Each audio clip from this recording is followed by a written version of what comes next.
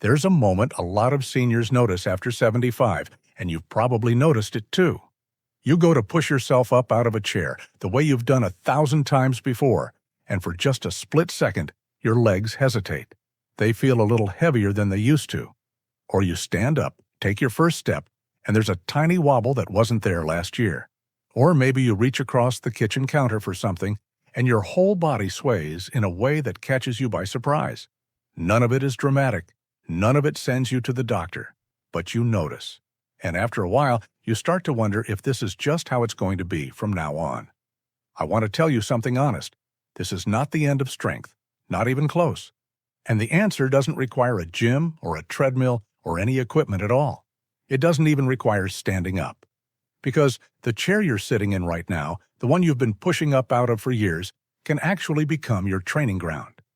The same chair that feels harder to escape lately can become the safest, most reliable tool you have for getting your strength and steadiness back.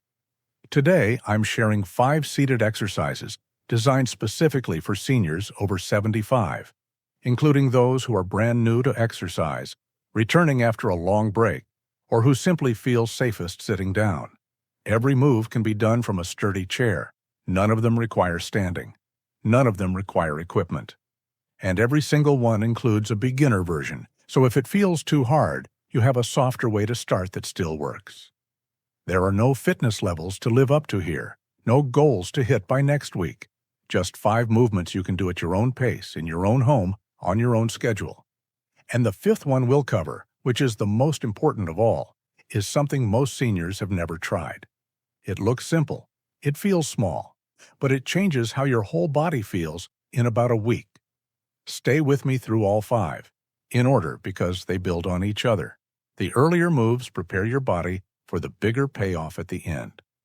Let's start with number 5.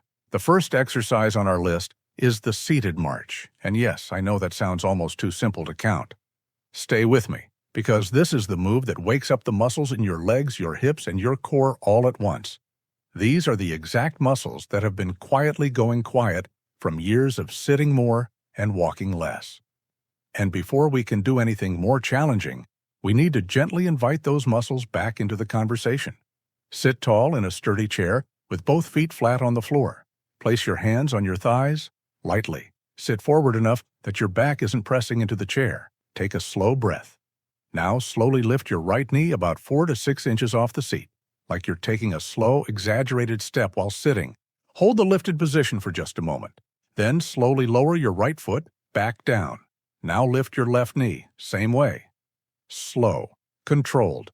That's 1 full march, right then left. Do 10 to 12 slow marches total. Rest for 30 seconds. Then do another set of 10 to 12.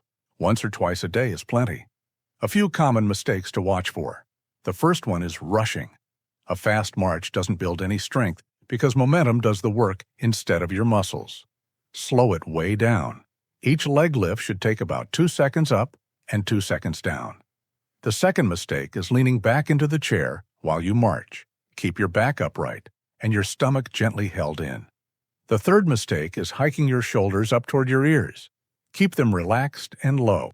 If this feels like too much, here's the easiest beginner version.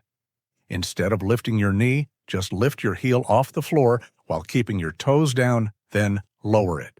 Do that 1 leg at a time. That tiny motion still wakes up the leg muscles without asking your hip to do any lifting. As you get stronger, progress to lifting your whole foot a little and eventually to the full knee lift described above. Everyone starts somewhere, and starting smaller is not starting wrong. A safety note. If you've had a recent hip or knee surgery, check with your doctor or physical therapist before adding seated marches. And if you ever feel sharp pain, not just muscle effort, stop the movement and rest. Soreness the next day is normal. Pain during the move is not. This move is for any senior whose legs feel weaker than they used to, anyone whose walk has gotten slower over the past year, and folks who haven't moved much lately and need a kind, no-pressure place to begin. It's also good for circulation, which means your legs may feel warmer and lighter after a few weeks of practice. Many seniors are pleasantly surprised how much energy comes back into their legs from this one small daily habit. Let's roll the shoulders back and head into number 4. Number 4 is the seated shoulder blade squeeze with a gentle chin tuck. This is one move that does the work of two because it strengthens your upper back while also pulling your head and shoulders into a taller, more confident posture. After 75, posture is one of the quiet drivers of steadiness. A body that's collapsed forward at the shoulders has to fight gravity all day. A body that sits and stands tall doesn't have to fight at all. Sit upright in your chair, feet flat on the floor, hands resting on your thighs. Take a breath. Now imagine you're trying to gently pinch a pencil between your shoulder blades. Slide your shoulder blades back and down like you're tucking them into your back pockets.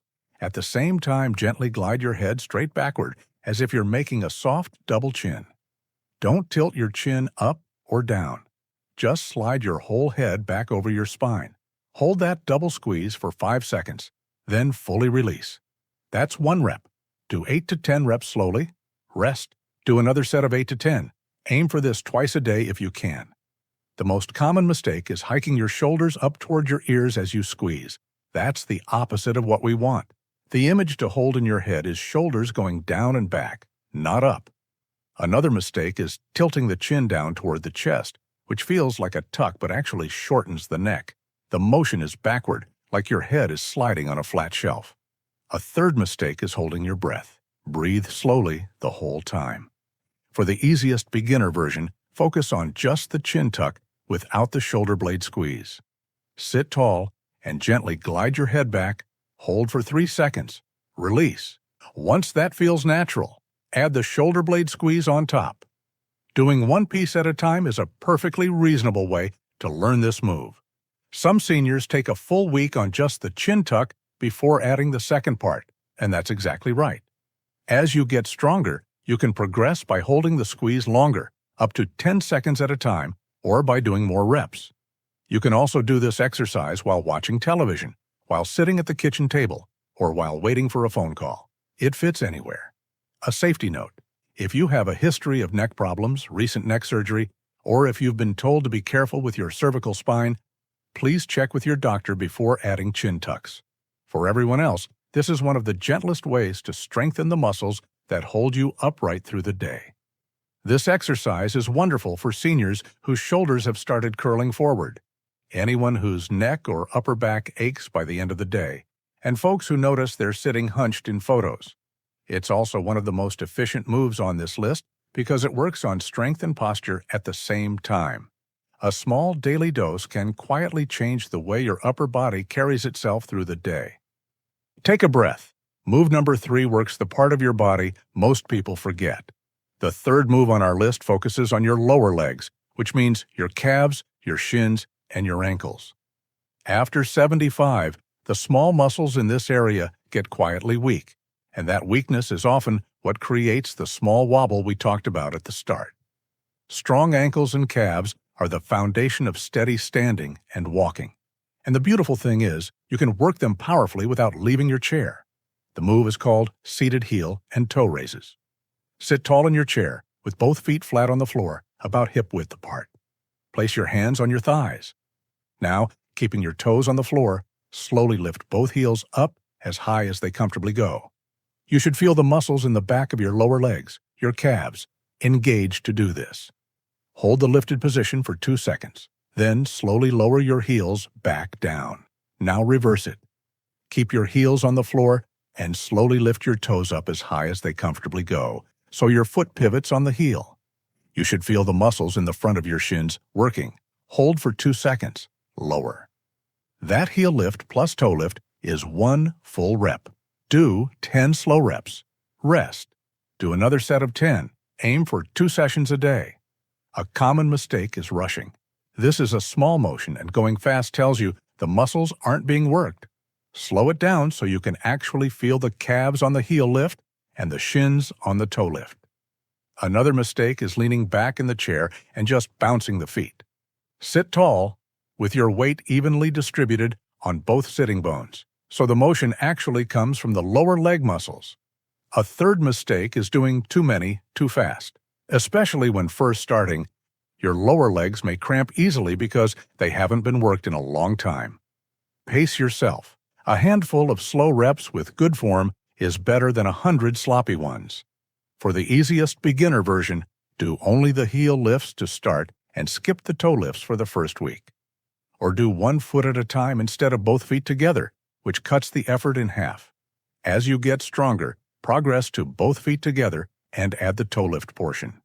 Eventually, you can try this with your feet lifted off the floor slightly, which adds a small core challenge. Listen to your body around cramps. If your calf or shin cramps, stop. Gently shake out the leg and try again with fewer reps. Cramping in the early days is a sign the muscles are weak, not a sign you're doing it wrong. With regular practice, the cramping stops within a couple of weeks as the muscles wake back up. This move is gold for seniors whose ankles feel weak, anyone who's had a small stumble lately, and folks whose feet seem to drag a little when they walk. It also helps with circulation in the lower legs, which can ease that heavy, tired feeling at the end of a long day. The lower legs are also one of the easiest places to see real progress quickly. Within just 2 or 3 weeks of regular practice, most seniors notice their feet feel lighter when they walk, and their ankles feel more responsive when they shift their weight. On to number 2.